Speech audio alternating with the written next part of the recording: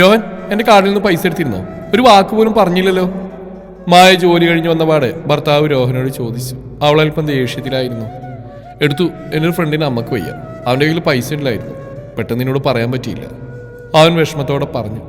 രോഹൻ, ഞാൻ രാവിലെ മുതൽ കഷ്ടപ്പെട്ടുണ്ടാക്കുന്ന പണമാണ് നീ ഇതുപോലെ കണ്ടവരുടെ അമ്മയ്ക്ക് എടുത്തു കൊടുക്കുന്നത്.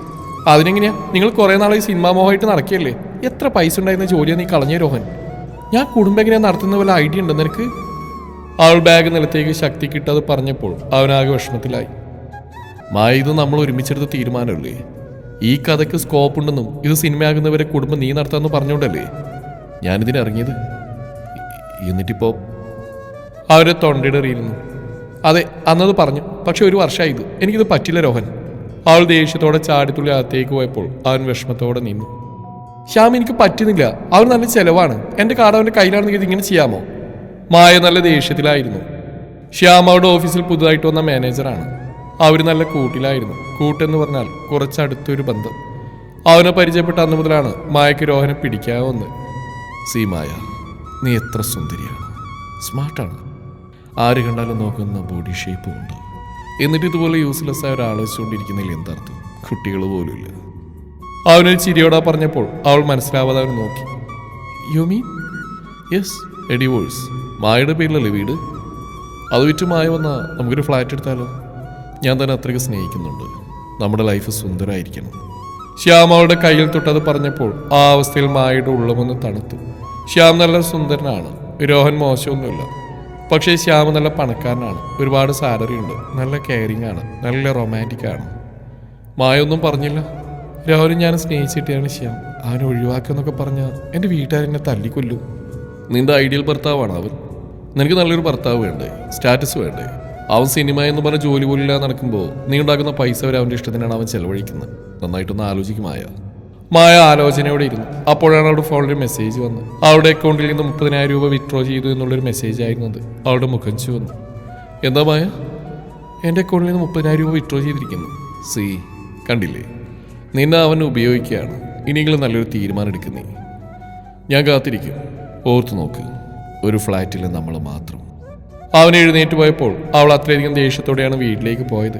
അവനവിടെ ഇല്ലായിരുന്നു. അവൾ വേഷം പോലും മാറാ കാത്തിരുന്നു. അല്പം കഴിഞ്ഞപ്പോൾ അവൻ വാതിൽ തുറന്ന് അകത്തേറിയപ്പോൾ അവൾ അവനെ നേർക്കി ചെന്നു. ഇതെന്താണ് രോഹൻ? എൻ്റെ അക്കൗണ്ടിൽ നിന്ന് 30,000 രൂപ എടുത്തിരിക്കുന്നു. നാണല്ലേ നിനക്ക്? അന്തസ്സുണ്ടോ? ഇന്ന് ഞാൻ അത്രയ്ക്ക് പറഞ്ഞിട്ട് ഒരു നാണമില്ല. എൻ്റെ പൈസ എടുത്ത് തിന്നാൻ ഉളുപ്പുണ്ടോ? I am done Rohan. നീ ഒരു ബാധ്യതയാണ് എനിക്കിപ്പോൾ. എനിക്ക് ഡിവോഴ്സ് വേണം. I need a divorce. In fact ഞാൻ മറ്റൊരാളെ സ്നേഹിക്കുന്നുണ്ട്. So I need a divorce.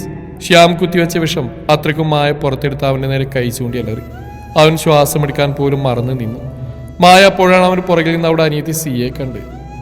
ചേച്ചി, നിങ്ങൾ തമ്മിൽ ഇതെന്താ ഏട്ടനോട് ഇങ്ങനെയൊക്കെ? അവൾ നിറഞ്ഞ കണ്ണുകളോടെയാണ് അത് ചോദിച്ചത്. അവൾക്ക് ഞെട്ടലായിരുന്നു. നീ എപ്പോ വന്നു? മായ പതർച്ചയോട് ചോദിച്ചു. അവൾ രോഹനെ നോക്കി. അവൻ തകർന്നു നിൽക്കുന്ന കാഴ്ചയാണ് അവൾ കണ്ടത്. അവൻ്റെ തലകുനിഞ്ഞ് കണ്ണിൽ നിന്ന് വെള്ളം ഒഴുകുന്ന കണ്ടപ്പോൾ അവൾക്ക് സഹിച്ചില്ല. ഞാൻ വന്നുകൊണ്ടാണല്ലോ എൻ്റെ കാർഡ് ATM-ൽ നിന്ന് എടുക്കാതിരുന്നപ്പോൾ ഞാൻ ഏട്ടനെ വിളിച്ച ചേച്ചിയുടെ കാർഡിൽ നിന്ന് 30,000 എടുത്തത്. ഞാനാണ് ഏട്ടനോട് പറയേണ്ടതെന്ന് പറഞ്ഞ്. എന്നാലും ചേച്ചി ഒരുപാട് വളർന്നു. പൈസ ഞാൻ നാളെ തിരിച്ചു തരാം. ആൻഡ് യു ചേട്ടാ, നല്ലൊരു തീരുമാനം എടുക്കുക. അവൾ അത് പറഞ്ഞ് അകത്തേക്ക് പോയപ്പോൾ മായ രോഹനെ നോക്കി. അവൻ്റെ അവസ്ഥ കണ്ടപ്പോൾ പിന്നെ അവളൊന്നും മിണ്ടിയില്ല. അവൾ അകത്തേക്ക് പോയി. മായ, പ്ലീസ് ഹോൾഡ് ഓൺ. പിറ്റേ ദിവസം അവൾ വേഷം മാറി കഴിഞ്ഞപ്പോഴാണ് രോഹൻ അവളുടെ അടുത്തേക്ക് വന്നു. അവൻ വേഷം മാറിയിട്ടുണ്ടായിരുന്നു. എന്താ രോഹൻ, എനിക്ക് പോകാൻ ടൈമായി. സാറില്ല, ഇത് വെച്ചോളൂ. അവനൊരു ബാഗ് അവിടെ നേരെ നീട്ടി. ഇതെന്താ? കഴിഞ്ഞൊരു വർഷം മുഴുവൻ നിന്റെ അക്കൗണ്ടിൽ നിന്നെടുത്ത പൈസയാണ്. നിന്റെ കാർഡ് അതിലുണ്ട്. തൽക്കാലം ഈ പൈസ ഒന്ന് സഹായിച്ച സിയാണ്. പിന്നെ നീ അങ്ങനെ ഒരു തീരുമാനം എന്ന് പറഞ്ഞോണ്ടാ വേലയും ജോലിയും കളഞ്ഞ് ഞാനെതിരെ നിന്ന്. നിന്റെ ഓഫീസിൽ നിന്ന് ചിലർ പുതിയ മാനേജറോടുള്ള നിന്റെ അടുപ്പത്തിൻ്റെ വിവരം പറഞ്ഞിരുന്നു. പക്ഷെ ഞാൻ നിന്നെ വിശ്വസിച്ചു. അതുകൊട്ടെ, നിന്റെ കാർഡിൽ നിന്ന് ഈ വീട്ടിലേക്കുള്ള ചിലവല്ല വേറൊന്നിനും എടുത്തിട്ടില്ല. ആവശ്യഘട്ടങ്ങൾ മാത്രമേ പൈസ എടുത്തിട്ടുള്ളൂ. വെറും തോൽവിയായ എന്നെ നീ ഇത്ര നാൾ സഹിച്ചതിൻ്റെ ഭാഗ്യം. ഈ വീട് വാങ്ങിയ പൈസ ഷെയർ ചെയ്തിട്ടാണല്ലോ. ആ ഷെയർ എനിക്ക് വേണ്ട. പെട്ടെന്ന് ഡിവോഴ്സ് പേപ്പർ തയ്യാറായിക്കോളൂ. എനിക്ക് സമ്മതമാണ്. അവനതും പറഞ്ഞൊന്ന് പുഞ്ചിരിച്ചു. കയ്യിൽ കരുതിയ ബാഗ് എടുത്ത് പുറത്തേക്ക് പോയപ്പോൾ അവളൊന്നും മിണ്ടാൻ നിന്നു. ശ്യാമായിരിക്കല്ലേ പുതിയ ആള്? ഗുഡ്. അനിയത്തി സിയ അവളെ നോക്കി പുച്ഛത്തോടെ ചിരിച്ചു. അത് പറഞ്ഞ ശേഷം പുറത്തേക്ക് പോയപ്പോൾ അവൾ വേഗം ഫോണെടുത്ത് ശ്യാമിനെ വിളിച്ചു. പിന്നീടെല്ലാം വളരെ പെട്ടെന്നായിരുന്നു. മ്യൂച്വൽ ആയതുകൊണ്ട് ഡിവോഴ്സ് വളരെ വേഗം കിട്ടി. മായ കോടതിയിൽ നിന്നിറങ്ങിയപ്പോൾ ശ്യാം കാത്തു നിന്നിരുന്നു. അവൾ അതിൻ്റെ ഒപ്പം വണ്ടിയിൽ കയറി. അവരുടെ ഫ്ലാറ്റിലേക്കാണ് നേരെ പോയത്. വീട് വിറ്റ പണം മുഴുവൻ അവൾ ശ്യാമിനെ ഏൽപ്പിച്ചിരുന്നു. ഒരു ക്ഷമ പോലുമില്ലാതെ അവളുടെ സമ്മതം പോലുമില്ലാതെ അവളിലേക്ക് പടന്നു കയറിയ ശ്യാമിനെ കണ്ടപ്പോൾ അവൾക്കിതൊരു തെറ്റായിരുന്നോ എന്ന് തോന്നി. അത് ശരിവെക്കുന്ന പെരുമാറ്റമായിരുന്നു പിന്നീട് ശ്യാമിൻ്റെ. അത്രനാൾ കണ്ട കെയറിംഗ് ഒന്നുമില്ല. അവളുടെ ശരീരമായിരുന്നു അവൻ ഏറ്റവും പ്രധാനം. അവൻ അന്ന് പറഞ്ഞ രസമൊന്നും അവളുടെ ലൈഫിൽ ഇല്ലായിരുന്നു. 6 മാസം കഴിഞ്ഞു. നിന്റെ എക്സ് ഹസ്ബൻഡ് രോഹൻ ന്യൂസിലുണ്ടല്ലോ. ഒരു ദിവസം രാവിലെ അവൾ ചായ കുടിക്കുമ്പോൾ ശ്യാം അത് പറഞ്ഞപ്പോൾ അവളും ഞെട്ടി. എന്തിന്? അറിഞ്ഞില്ലേ? ഇന്ത്യയിലെ ഏറ്റവും മികച്ച സംവിധായകൻ അനന്ത്. അവൻ്റെ കഥ സിനിമയാക്കാൻ പോവുകയാണെന്ന്. അതും 300 കോടി രൂപയുടെ ബിഗ് ബഡ്ജറ്റ് സിനിമ. അവൾ കേട്ടത് വിശ്വസിക്കാനായില്ല. ഒരു കാര്യം കൂടെ എൻ്റെ കല്യാണം നോക്കുന്നുണ്ട്. നീ മാറി താമസിക്കുന്ന ആലോചിക്കേണ്ടി വരും. പെട്ടെന്ന് വേണ്ട, ഒരാഴ്ച ടൈമുണ്ട്. അതുകൂടെ കേട്ടപ്പോൾ മായ ഒന്നുകൂടെ ഞെട്ടി. കല്യാണോ? നീ തമാശ രനശ്യാം? പിന്നെ എനിക്ക് കേട്ടണ്ടേ? നീ പറഞ്ഞിട്ടല്ലേ ഞാൻ രോഹനെ വരെ ഒഴിവാക്കിയത്? എന്നിട്ടിപ്പോൾ വേറെ കല്യാണം, അതും ഞാനിവിടെ ഉള്ളപ്പോൾ? അവൾ കൈ ചൂണ്ടിയാൽ എറിയപ്പോൾ അവൻ ചിരിച്ചു. ഞാൻ പറഞ്ഞു നിന്നോടൊരു തീരുമാനം എടുക്കാനാണ്. നീ എടുത്തു. കൂടാതെ നമ്മൾക്ക് ഒരുമിച്ച് താമസിക്കാമെന്നാണ് പറഞ്ഞു. അല്ല, ഞാൻ നിന്നെ കെട്ടു എന്നൊന്നും പറഞ്ഞിട്ടില്ല. സത്യം പറഞ്ഞാൽ നീ എൻ്റെ കൂടെയുള്ള ടൈം നന്നായിട്ട് എൻജോയ് ചെയ്തിട്ടുണ്ടല്ലോ. അവനത് പറഞ്ഞപ്പോൾ അവൾ തളർന്ന അവസ്ഥയിൽ ഇരുന്നു പോയി. ശരിയാണ്, അവനൊരിക്കലും തന്നെ യുവാൻ ചെയ്യുമെന്ന് പറഞ്ഞിട്ടില്ല.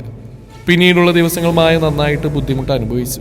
അവന് കൊടുത്ത പണം ഉടനെ തരാൻ പറ്റില്ലെന്ന് അവൻ പറഞ്ഞപ്പോൾ അവൾ കേസ് കൊടുക്കുന്നതാണ് പറഞ്ഞത്. പക്ഷേ പണം കറൻസിയായി കൊടുത്തുകൊണ്ട് ഒരു തെളിവ് അവളുടെ കയ്യിലില്ലായിരുന്നു. ഫ്ലാറ്റ് അവൻ്റെ പേരിലാണ് എടുത്തത്. അവൻ വളരെ വിദഗ്ധമായി അവളെ ജോലിയിൽ നിന്ന് ഒഴിവാക്കി വിടുകയും ചെയ്തു.